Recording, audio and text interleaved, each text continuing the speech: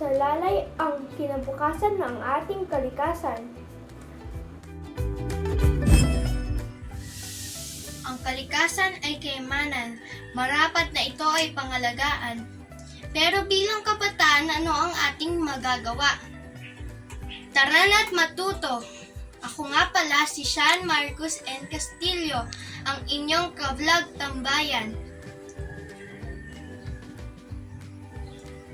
Ito ang 5 R's.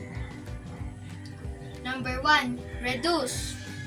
Pagbawas ng dami ng basura sa kapaligiran.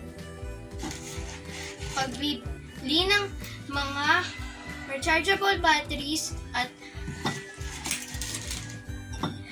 ceramic mugs kaysa sa mga disposable materials. Bumili ng malalaking lalagyanan ng sabon kaysa sa mga maliliit na pakete upang mabawasan ang pagtapon ng plastic. Number 2, reuse. Paggamit ng bagay ng paulit-ulit. Tulad ng paggamit ng eco bags kaysa sa mga plastic at pagbigay ng mga nagamit na damit sa mga nasalanta ng bagyo.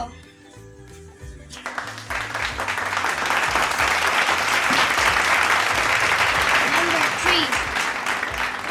3, recycle. Tumutukoy sa paggamit ng mga patapong bagay upang maging bagong produkto. Ano yung gagawin mo? Container na magiging paso.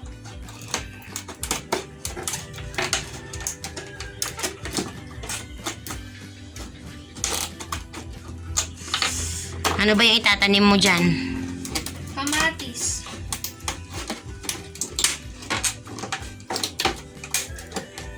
Pero kailangan muna natin silang palakihin upang hindi sila malanta. Ayun yung lupa sa likod.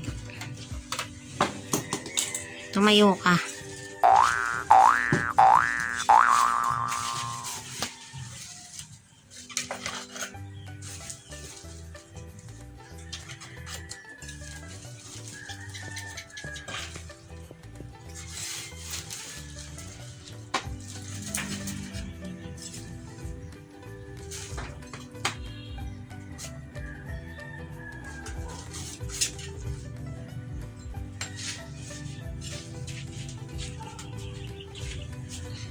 Number 4, repair.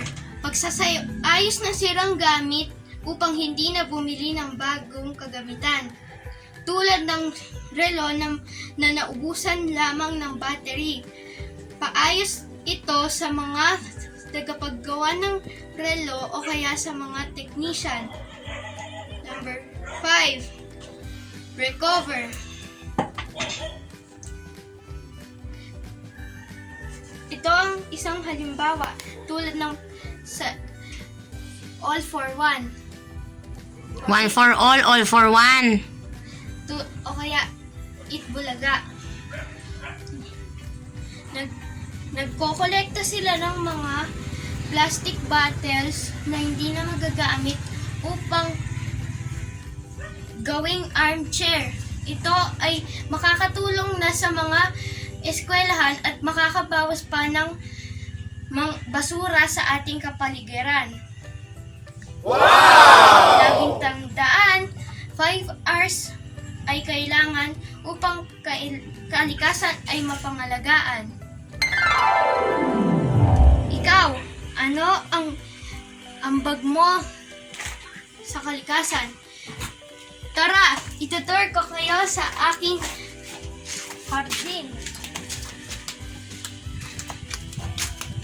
Ito ang mga sili at bumamera. Ito naman ang mga talbos at papaya.